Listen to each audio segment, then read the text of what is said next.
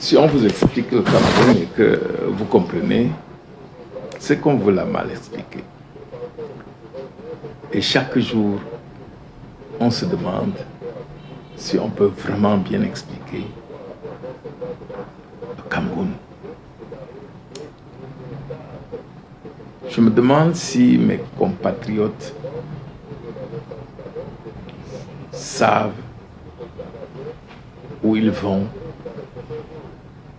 et qu'est-ce qu'ils ont à faire pour parvenir à destination.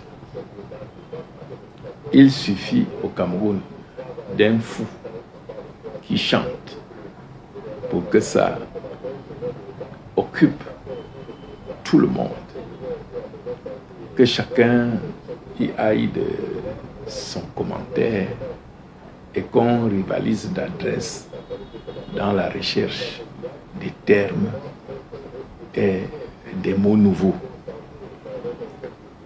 Hier, M. Eto'o et son ami Mwele Kombi nous ont occupés pendant 2 mois en nous faisant croire qu'ils se battaient. C'est Jipoin Remingono qui a bien expliqué comment ce genre de fausse lutte se passait dans la cour de l'école,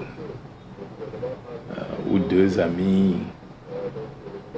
qui s'amusent et qui amusent vous font croire que si vous ne les séparez pas, ils vont en découdre et l'un d'eux va mourir.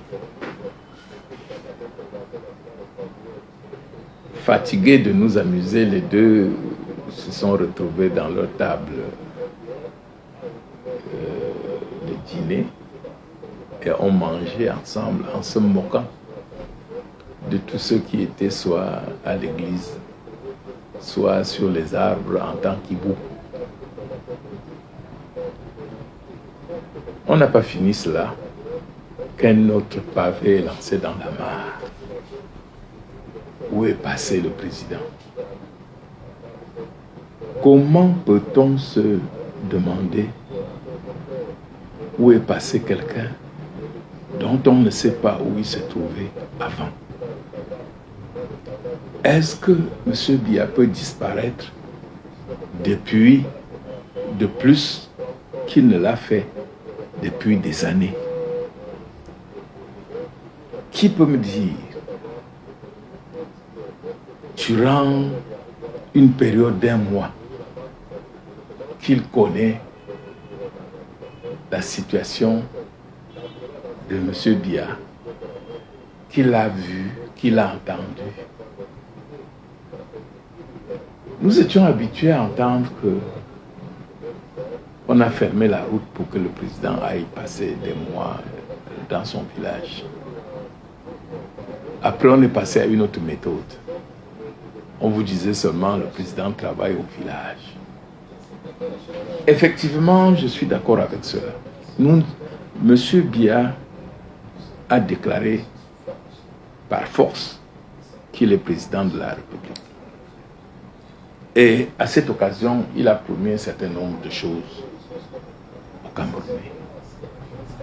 Là où il se trouve m'importe peu.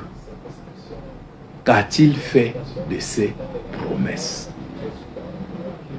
A-t-il existé par ses actes? Alors, si nous tombons dans ce piège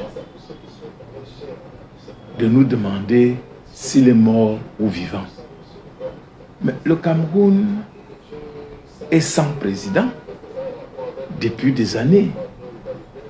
Et son absence, que ce soit par disparition physique ou par disparition volontaire, en abandonnant le pays entre les mains de sectes qu'il a savamment mis en place, ne change rien à la peine des Camerounais. Si on venait à nous dire, et c'est le sort de tout être vivant, que M. Biya est mort, dites-moi qu'est-ce que ça changerait immédiatement sur ce que nous vivons. Depuis, il a sous-traité le Cameroun à un groupe qu'il a mis en place. Bien peut mourir, le groupe le groupe de voleurs, le groupe de pilleurs installé à la tête de l'État ne disparaîtra pas. Tant que les Camerounais ne se décident pas à le faire disparaître. Bientôt, je vais vous entendre dire qui va remplacer Biya. Mais on ne remplace pas un vide. Le Cameroun n'est pas gouverné. Le Cameroun est confisqué. Ce qui nous attend, c'est nous organiser pour libérer notre pays au profit de la génération à venir. Bon, comme chaque chose mérite son commentaire, c'était encore une occasion de nous montrer la fébrilité de ceux qui prétendent nous gouverner. Jamais un sujet n'a reçu des réponses cacophoniques de la part du gouvernement. C'est le soi-disant ombre du président, le DCC, qui dit que non, le président travaille.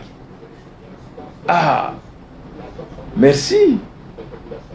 Nous ne savions pas que l'air du palais de Toudi n'est pas propice au travail et qu'il faille aller s'installer quelque part dont seuls les initiés connaissent le lieu pour travailler. Mais ce qui importe pour nous les Camerounais, ce n'est pas d'où le président travaille, c'est qu'est-ce que son travail produit sur notre quotidien. Pendant ce temps, des ministres qui ont le plus peur d'un changement dans ce pays, il faut les citer, les tenants de la ligne dure du pouvoir, Grégoire Owena et Famé Ndongo. Parce que tout le malheur du Cameroun et les lois scélérates sont pensées par ces deux. Ils ont chacun pris la parole. Je ne sais pas à quel titre.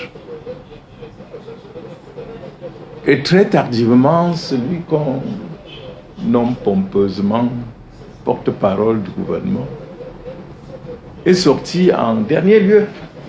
Pour tout cela pour dire que le président est vivant. Mais je ne sais pas comment on peut mettre un tam-tam à terre et jouer avec la bouche. Bon, si l'importance pour certains Camerounais, c'est de voir leur image vivant, le président, comme il appelle, montrez-les leur. Je voudrais profiter de cette occasion pour vous dire de regarder ce qui s'est passé dans d'autres pays. Ce jeu n'est pas gratuit. Pendant que vous vous concentrez à savoir si quelqu'un est vivant ou mort,